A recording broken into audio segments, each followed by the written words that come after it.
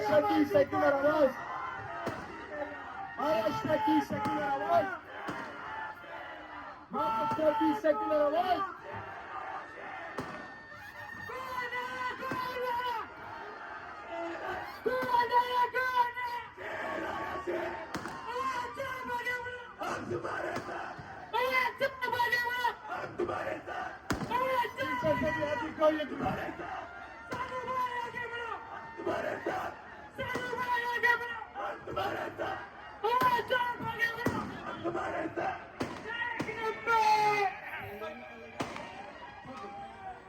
अस्सलाम वालेकुम।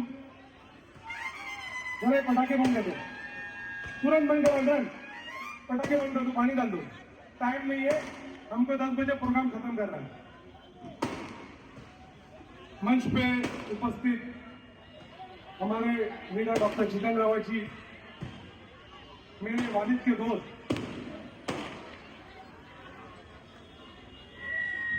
नईम खान साहब, मेरे बड़े भाई विधानसभा के अध्यक्ष जिनके नेतृत्व में मैं संगठन का काम करता हूं, शमीम खान साहब, सभी हमारी टीम। पिछले 2 दिनों से एक नई चीज सुन रहा हूं। पिछले 2 दिनों से हर मंच पे एक चीज बोली जा रही है, तो मैंने देखा क्या, मैं गौर से सुन रहा था, तो कहा जा रहा है मैं मुमरा की आवाम से माफी चाहता हूं। क्या मैंने आवाज सबको लाया? मैं मुमरा की आवाम से माफी चाहता हूं, मैं आप लोग से माफी चाहता हूं। मैंने आवाज सबको लाया ना, मैंने उनके लिए वोट मांगा, ऐसा कुछ लोग कह रहे हैं। जो लोग यहाँ पे कैंडिडेट बन के खड़े हुए, उनका कहना है कि मैंने आवाज सबको लाया, मैं मुमरा की जनता से माफी मांग रहा हूं कि मुझसे गलती हो गई। तो मैंने सोचा कि कौन सी माफी है जो 20-25 साल बाद याद आ रही है। गलती इंसान करता है तो बाद में 1 साल बाद सोचता है कुछ हुआ है तो माफी मांगता है, 25 साल 30 साल बाद माफी मांगी जाएगी। फिर उसके बाद मैंने ये भी देखा कि कोने कोने पे जाके यही सारी चीज बोली जाएगी।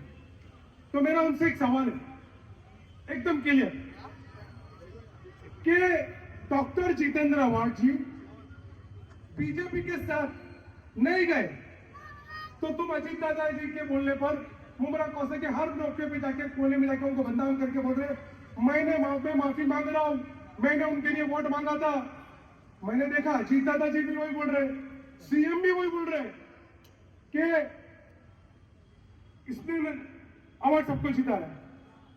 तो मैंने बोला नईम खान साहब, हम जितने भी सब लोग हैं, शहीद अली भाई साहब, जितने भी लोग, शमीम खान जी, हम तो कार्यकर्ता है, नईम खान साहब बड़े लीडर, जितने भी लोग, तो बेचारे वो क्या करें। ठीक है, माफी मांगने का दौर शुरू हो गया। गलती क्या, आवाज सबने बीजेपी अलायंस के साथ ले गई।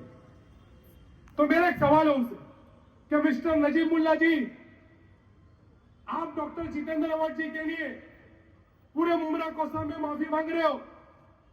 मैं पूछना चाहता हूं कि खाली आवाज साहब बीजेपी के साथ नहीं गए तो आप माफी मांग रहे हो, और आप बीजेपी के साथ गए तो बिल्किस बानो से माफी मांगोगे, जिसने बीजेपी वालों ने रेप कराया था, उसके लिए तो पूरे महाराष्ट्र और देश में माफी मांगना पड़ेगा। क्या दाने चली से माफी मांगोगे कि जिसको न्याय का मंदिर कहा जाता है, मेंबर ऑफ पार्लियामेंट, वहां पे कटवा और मुल्लों के नाम से उसको कंटिन्यू बुलाया गया, उसके लिए भी आपको देश से माफी मांगना पड़ेगा। और क्या इखलाक से माफी मांगोगे जिसका खाली बीफ रखे कि बीफ है उसके पास, इसको बोल के मर्डर कर दिया गया, तो ये सारे लोगों से माफी मांगोगे नजीमुल्ला जी? अरे खाली मुमरा कोसा में छोटी सी बात के लिए आप बीजेपी के सुपारी पर माफी मांगने निकले हो। सोचिए बीजेपी ने क्या क्या करी है देश में, तो पूरे देश में माफी मांगना पड़ेगा आपको, पूरे देश में। और ऐसे बहुत सारे नाम है, बहुत सारे नाम। मैं एक बात साफ कहता हूं, ये नाले गेट और रास्ते का पानी का चुनाव नहीं। और मैं ये भी कहता हूं मिस्टर नजीमुल्ला और उनकी टीम, हमारी लड़ाई तुमसे नहीं है,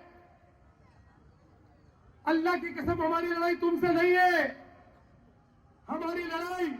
उससे जिस विचारधारा के साथ तुम खड़े हो और उस वर्ष तुम तुमसे लड़ाई रहेगी जो तुम्हारी विचारधारा को मानता नहीं। हमारी लड़ाई इसलिए है कि हमारे हिजाब के ऊपर वो पाबंदी लगाने की बात करते, मस्जिदों को तोड़ने की बात करते, भोगे उतारने की बात करते, दलितों पे पेशाब करने की बात करते। इसलिए हमारी लड़ाई है, ये याद रखो। और इसी कारण हम आपसे नहीं लड़ना चाहते। क्यों लड़े? क्यों लड़े? बल्कि हमारे नबी ने फरमाया है, हमारा कोई भाई गलत राह पे भटक जाए तो उसको सही राह पे लाओ। तो मैं आवाम से या खुले मंच पे बोलना चाहता हूं कि उनको सही राह पे लाया जाए। उनके साथ जो नगर सेवक है उनको समझाया जाए कि बीजेपी ने किसी को नहीं छोड़ा।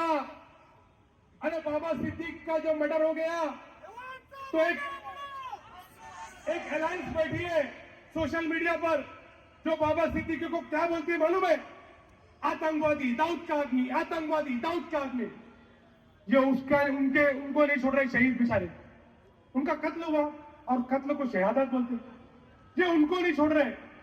साथ ही नवाब मलिक के बारे में बोला जा रहा है कि ये दाऊद के आदमी। मुसलमान को बहुत ईर्ष्या है दाऊद का आदमी बनाना, सिमी का एजेंट बनाना, आतंकवादी बनाना। तो ये लड़ाई हमारी इस वजह से। तो इसलिए मैं सभी आवाम से बोलना चाहता हूं खास कि जाके उनको समझाओ, अभी भी वक्त है, और नगर सेवकों को भी समझाओ कि सही राह पे आ जाए। कुरान फरमा रहा है, लोग बोलते हैं बीजेपी के बारे में बोलते रहते कि बीजेपी के बारे में कोई टॉपिक ही नहीं है। हाँ, बीजेपी के बारे में बोलेंगे, बताना पड़ेगा लोगों को। कुरान फरमा रहा है, शहादतन इंदहू मिनल्लाह, तुमको गलत बात के ऊपर शहादत करना पड़ेगी, गवाही देना पड़ेगा। अगर शहादत तुमने नहीं दी, गवाही नहीं दी, तो तुम जालिम से बड़े गुनहगार हो। ये कुरान फरमा रहा है। बड़े बड़े आलिम सामने बैठे, ये सही है ना? सही है ना? मैं ये बात कहा, कुरान फरमा रहा है, तो इसलिए हमने तो वही बात की जो कुरान फरमा रहा है। हमको शहादत देना पड़ रही है। तो आज मैं ज्यादा कुछ नहीं कहूंगा, आवाज सबको बोलना है। लेकिन याद रखो दोस्तों, मैं डॉक्टर जितेंद्र अवार्ड जी के बारे में एक साफ बात बताता हूं। डॉक्टर जितेंद्र अवार्ड जी महाराष्ट्र और देश में चंद लीडर बचे जो दबे पिछड़े दलित मुसलमानों के लिए डंके की चोट पे आवाज उठाते, डंके की चोट पे। नहीं तो आज देख रहे हैं ना हमारे, मैं बोलता हूं सर, एक मुसलमान और एमएलए आ जाता यहां से, क्या होता सर? मैं उसके खिलाफ नहीं हूं। मुसलमानों को उनका हक मिलना चाहिए, क़यादत मिलना चाहिए। और उस बात के लिए आपने कई बार सबूत दिया है। कई लोगों को अपोजिशन लीडर बनाया, गठ नेता बनाया, मापुर की रेस में बनाया। अरे मर दिया एक छोटी सी बच्ची को नेशनल स्टूडेंट लीडर पे बिठाया दिल्ली में, जहां पे हम सोच भी नहीं सकते सर, हम सोच भी नहीं सकते। ये काम आप जैसे लीडर ही कर सकते, जो दिल से भी सेकुलर है और माइंड से भी सेकुलर है। खाली शराब नहीं। मैं बताना चाहता हूं आवाम को कि याद रखो, ये बंदा वो शख्स है, चंद लीडर है देश में और महाराष्ट्र में जो आवाज उठाते। एक मुसलमान और एमएलए हो जाता। आप देख रहे हैं ना विधानसभा का हाल, उठाइए गूगल और सर्च करिए पिछले 5 सालों में कितने हमारे भाइयों ने कितने मुसलमानों के लिए डंके की चोट पे बुलाए। आपको दिखेगा एक वाइस शख्स है कि अगर उन्होंने 2 बात बोली है तो ये बंदे ने 10 बात बोली, 10 बात। तो क्या हमें जरूरत नहीं ऐसे सेकुलरिटी की? आज हमको संभालना पड़ेगा और हमारा फर्ज है, इसलिए खड़े हुए। मैं कॉर्पोरेटर रही हूं 3 साल से, मैं अवार्ड साहब के साथ हूं।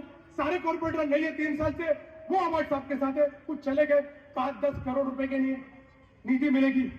मैं बोलना चाहता हूं, ये रास्ता बना दिया हम लोग ने, मैंने और अवार्ड साहब ने। अरे इसके बाद वापिस रास्ता बन जाएगा। आप क्या सोने का रास्ता बनाओगे? अगर आप सोने का रास्ता बनाते हो, मैं अवार्ड साहब को बोलता हूं, साहब आप चुनाव मत लड़ो, सोने का रास्ता बनने वाला है, आवाम खोद के खाएगी। रास्ता वापस कांग्रेस का बनेगा, वापिस बनेगा। आप 1000 करोड़ का स्कूल बनाओगे, लेकिन जिस विचारधारा में, जिस पार्टी में आप साथ में हो, वो डायरेक्ट बोल देगी उस स्कूल और कॉलेज में हिजाब नहीं चाहिए।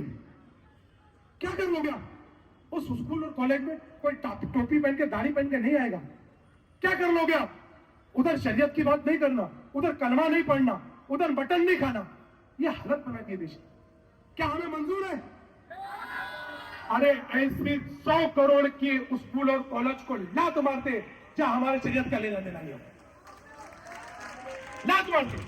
तो इसलिए मैं बोलने आया हूं, याद रखिए डेवलपमेंट के सारी चीज होते रहेगी।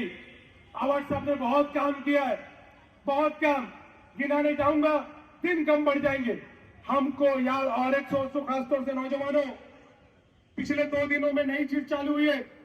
आपका वोटिंग आईडी नंबर लेके पैसे 3,000 4,000 की बात हो रही है, बिल्डिंग को 5 लाख 10 लाख देने की बात हो रही है। पैसा मिलता है लेके खा जाओ, पैसा मिलता है लेके खा जाओ, और जितना पैसा मिले उतनी ताकत से वोट देना। मुल्ला ये लो तुमने हमारा हिजाब पहन करने की बात करी थी, ये उसके लिए वोट।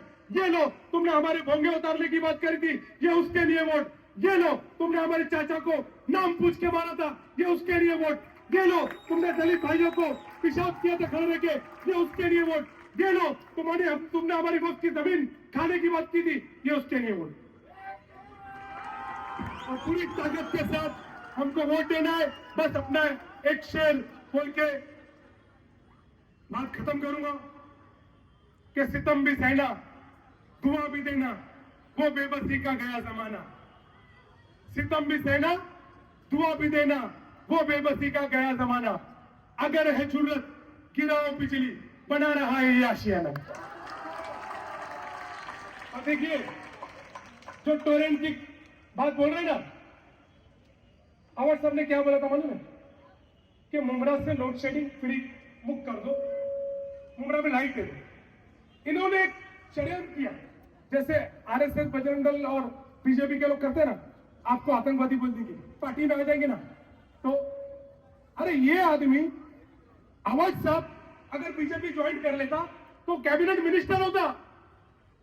हमको क्या मिला? हम तो नगर सेवकों को निधि मिलती ना, इन्होंने छोड़ दिया। क्या उसकी कदर हम ना करें?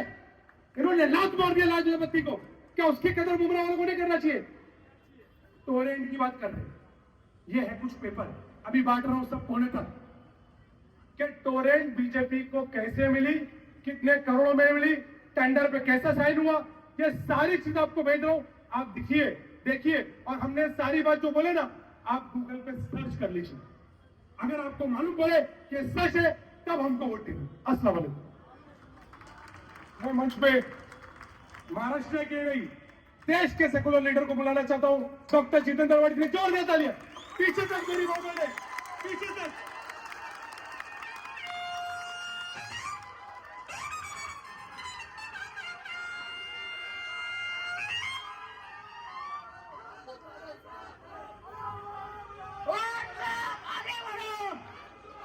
मेरा अभी शांत रहो, शांत रहो, टाइम कम है अपने पास।